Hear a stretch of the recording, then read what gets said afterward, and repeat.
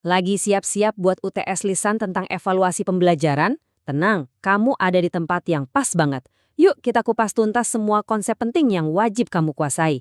Anggap aja, ini sesi belajar bareng kita, langsung ke intinya. Oke, kita mulai dari pertanyaan paling dasar ya. Pernah nggak sih kepikiran gimana caranya kita tahu kalau semua usaha belajar kita itu ya beneran berhasil? Atau gimana seorang guru bisa yakin metodenya itu efektif? Jawabannya ada di satu kata, evaluasi. Inilah inti dari semua yang akan kita bahas. Ini dia peta belajar kita buat hari ini. Ada 5 bagian utama. Pertama, kita lihat tujuan dan fungsinya. Terus, kita bedah konsep-konsep kuncinya. Ketiga, kita kenali jenis-jenis evaluasi. Keempat, prinsip-prinsip apa aja yang bikin penilaian itu bagus. Dan terakhir, soal acuan penilaian, PAP dan PAN. Kalau kelima poin ini udah di luar kepala, wah, ujian lisan bakal terasa jauh lebih gampang. Yuk langsung masuk ke bagian pertama. Sebelum kita ngomongin yang teknis-teknis, penting banget buat paham dulu, sebenarnya buat apa sih evaluasi itu? Ngerti tujuannya, itu fondasi dari segalanya. Jadi, apa sih evaluasi itu? Gampangnya gini, evaluasi itu adalah proses kita menilai data-data yang udah dikumpulin. Tujuannya itu bukan cuma buat ngasih nilai di rapor loh, tapi lebih dalam lagi, yaitu buat mengamati seluruh proses belajar mengajar dan cari cara supaya kedepannya bisa jadi lebih baik lagi. Kuncinya ada di frasa menyempurnakan pembelajaran. Nah, kalau kita kerucutkan lagi, ini dia 3 tujuan utamanya. 1. Buat memotivasi siswa biar makin semangat berprestasi. 2. Ini yang seru, untuk jadi semacam detektif, buat nyari tahu kenapa sih si A bisa berhasil tapi si B kok kesulitan. Dan yang ketiga, hasil evaluasi ini jadi dasar buat perbaikan. Jadi ini bukan soal menghakimi, tapi soal membangun. Biar gampang ingatnya, ada 4 fungsi utama yang berurutan. Kita mulai dari keeping track, yaitu mantau perkembangan terus-menerus. Lanjut ke checking up, ini buat ngecek, targetnya udah tercapai belum ya? Terus ada finding out, disinilah kita cari di mana letak kelemahannya. Dan terakhir, summing up, buat menyimpulkan penguasaan materi secara keseluruhan. Logis banget kan alurnya?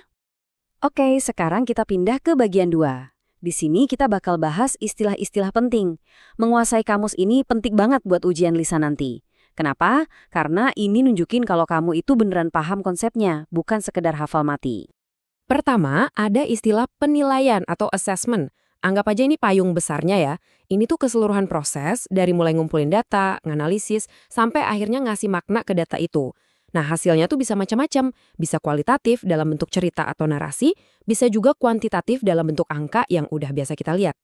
Terus, apa bedanya sama pengukuran atau measurement? Nah, ini lebih spesifik lagi. Pengukuran itu adalah momen ketika kita ngasih label angka pada hasil belajar. Contohnya jelas banget tuh. Rizky menyelesaikan tes dengan skor 120 kata per menit. Angka 120 itulah hasil dari pengukuran. Lalu gimana cara kita ngumpulin datanya? Ada 2 alat utama, tes dan non-tes. Tes ya, seperti yang kita tahu lah ya, fokusnya buat ngukur kemampuan otak kita, aspek kognitif. Sementara non-tes, misalnya lewat observasi atau kuesioner, itu dipakai buat ngukur hal-hal seperti sikap dan keterampilan. Dua-duanya ini saling melengkapi buat dapat gambaran utuh soal siswa. Kita udah sampai di bagian ketiga. Sekarang kita bahas jenis-jenis evaluasi. Yang paling penting diingat di sini adalah bedanya itu terletak pada kapan evaluasi dilakukan dan kenapa kita melakukannya. Ini sering banget ditanyain di ujian loh. Ada 2 jagoan utama yang wajib kamu bedakan, formatif dan sumatif. Evaluasi formatif itu dilakukan di tengah-tengah proses belajar. Tujuannya apa? Buat perbaikan. Contohnya kayak kuis dadakan atau tugas harian. Sebaliknya, evaluasi sumatif itu adanya di akhir periode belajar.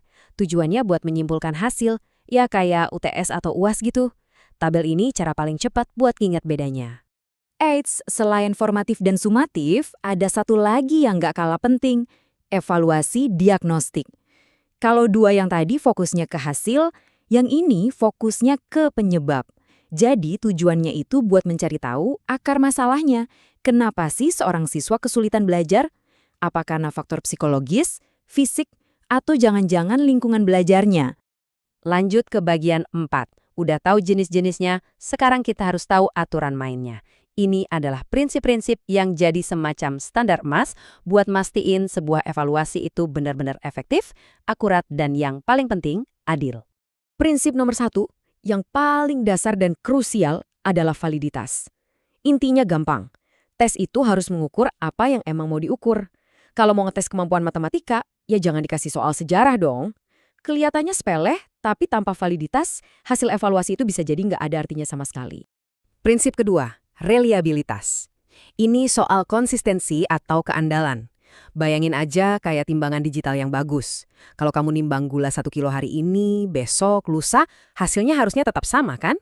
Nah, tes juga gitu. Hasilnya harus konsisten dan bisa dipercaya, nggak ngasal atau berubah-ubah tanpa sebab. Berikutnya, objektivitas. Prinsip ini intinya adalah penilaian itu harus bebas dari selera atau pendapat pribadi si penilai. Gimana caranya? Ya dengan punya aturan main dan kriteria penilaian yang super jelas. Jadi mau siapapun yang periksa, hasilnya bakal relatif sama. Dan yang terakhir, prinsip adil. Ini artinya setiap siswa harus punya kesempatan yang setara. Nggak boleh ada yang diuntungkan atau dirugikan karena faktor-faktor di luar kemampuan yang lagi dinilai. Intinya penilaian itu nggak boleh diskriminatif sama sekali. Oke, ini dia bagian pemungkas kita. Setelah kita capek-capek ngumpulin data pakai penilaian yang valid dan reliable, terus pertanyaannya gimana kita ngertiin skor yang didapat? Nah, disinilah kita butuh yang namanya acuan penilaian.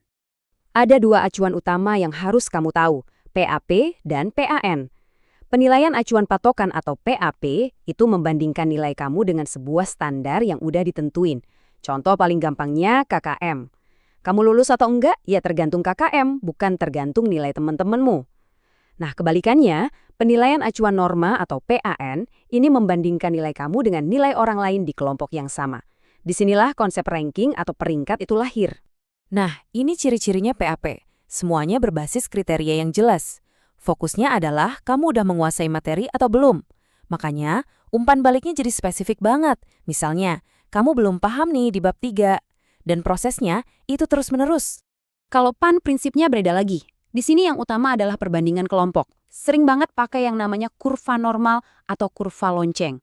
Kinerja kamu tuh bagus atau enggak, ya tergantung kinerja kelompokmu secara keseluruhan. Makanya, ini sering banget dipakai buat seleksi atau bikin peringkat, buat nentuin siapa yang di atas, di tengah, dan di bawah. Jadi, ya inilah muara dari semua pembahasan kita. Kalau kita paham semua konsep tadi, mulai dari jenisnya, prinsipnya, sampai acuannya, kita, entah sebagai guru atau sebagai siswa, bisa melakukan penilaian yang jauh lebih adil, objektif, dan tepat sasaran.